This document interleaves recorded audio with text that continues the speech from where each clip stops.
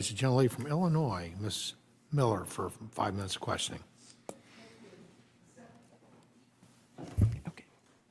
Secretary Vilsack, I'm sure you've seen by now, countries all over Europe are facing protests from farmers because left-wing governments are trying to destroy the ag industry to advance the climate change agenda. These farmers are tired of top-down policies intended to appease the left's climate cult, which make it harder for them to farm and feed the world. The Biden administration has taken similar steps to push this radical climate scam. From re-entering the Paris Climate Agreement to the EPA trying to make it harder for farmers to use pesticides, to Biden's attack on American fossil fuels, this administration's policies threaten our farmers. The agriculture industry needs the ability to access affordable diesel, nitrogen fertilizer, and pesticides. President Biden puts that ability in jeopardy. In a report published last week by the Buckeye Institute, they estimate Biden's climate policies will increase farm costs by approximately 34% and increase grocery prices drastically for Americans. To make matters worse, Mr. Secretary, you traveled to the UN Climate Change Conference and told attendees that the USDA wants to quantify and track carbon sequestration and greenhouse gas emissions of farmers.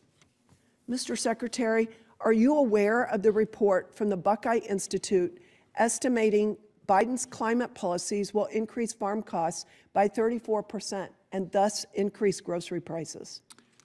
I'm not aware of that study, but I am aware of the reaction of the farm community to our Climate Smart Commodity Partnership Initiative, which is fundamentally different than what's happening in Europe.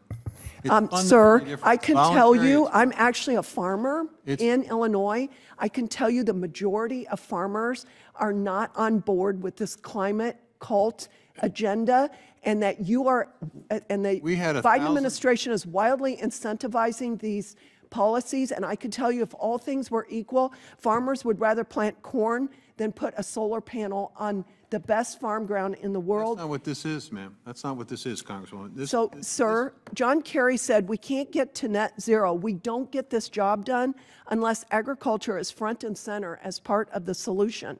Do you agree with John Kerry that we have to get farmers to net zero? I agree that that's an opportunity for farmers to make more money and for small and mid-sized producers to actually stay on the farm. Okay, this is a disaster for farmers when you are incentivizing them to put solar panels on the best farm ground in the world. What is this going to do to our ability to feed people? And not only that, those solar panels do nothing but help our adversary China. And going by the climate cult's own practices, China is using coal to produce these solar panels, and we don't have a reclamation plan. And not only that, it's messing up when farmers are in competition or have to rent their land, and you've got people that are getting subsidies from the government making 3 times as much as a farmer makes. Of course, you've got some farmers that are signing up. The profit margin is so narrow on farms. You are forcing farmers into this. Look what's happening in Europe. And what I want to know is who's standing up for the farmers? Who's advocating for the farmers? Have you ever discussed agriculture or climate policy with John Kerry?